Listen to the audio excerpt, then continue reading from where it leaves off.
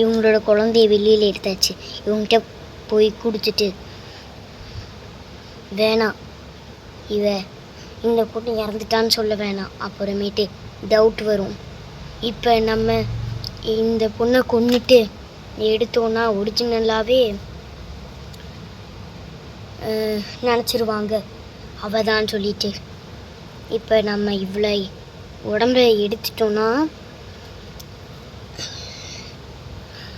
இப்போ நான் செத்துட்டான்னு சொன்ன பற்றி நடந்து போயிட்டு இருந்தா கண்டுபிடிச்சிருவாங்க. அதனால் நம்ம கிட்ட மட்டும் கொண்டுட்டு அப்புறமேட்டு அவங்க இறக்கலன்னு சொல்லிட்டு நம்ம அந்த பக்கம் போயிட்டு நம்ம மேஜிக்கை போட்டு இங்கே இந்த பொண்ணாக மாறிடலாம். ஃபஸ்ட்டு அவங்கக்கிட்ட போய் சொல்லுவோம். இங்கே உங்களுக்கு அந்த பொண்ணோட ஹஸ்பண்ட் யார்? நான் தான் அங்கே சொல்லுங்கள். என்னாச்சுங்க? சார் உங்கள் ஒய்ஃப் ஹெல்த்தியாக தான் இருக்காங்க. நான் போய் குழந்தை எடுத்துகிட்டு வந்துடுறேன். இதுதான் கரெக்டான டைட்டு. அந்த பொண்ணை கொன்னுட்டு அவளோட உடலை நம்ம எடுத்துப்போம்.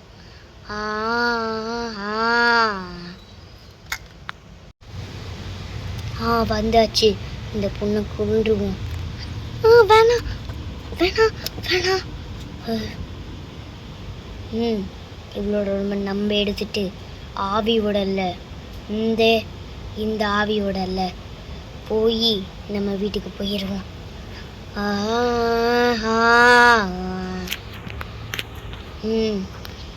போய் சொல்லுவோம் அவங்கக்கிட்ட.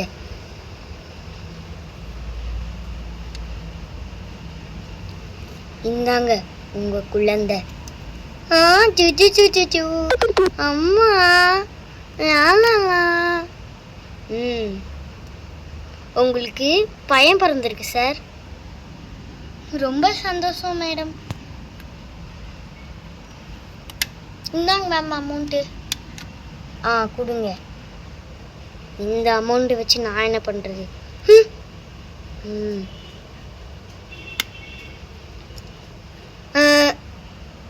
சார் ஒரு நிமிஷம், நான் ஒய்ஃப் கூட்டிகிட்டு வந்துடுறேன். சரி மேம், கூட்டிகிட்டு வந்துடுங்க. இந்த பொண்ணோட உடலுக்குள்ளே போக வேண்டியதுதான்.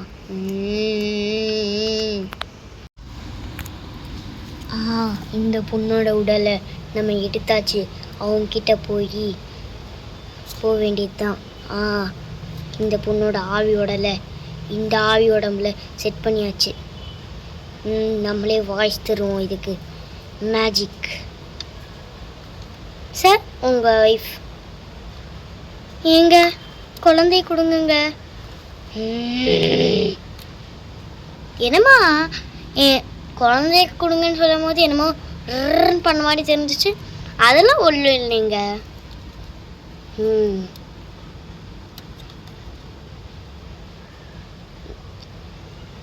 நான் போயிட்டு வரேன். டோன் மேஜிக். அந்த நதிங்கிற பேய் அடுத்ததா யார் உடல் எடுக்குதுன்னு பார்க்கலாம்.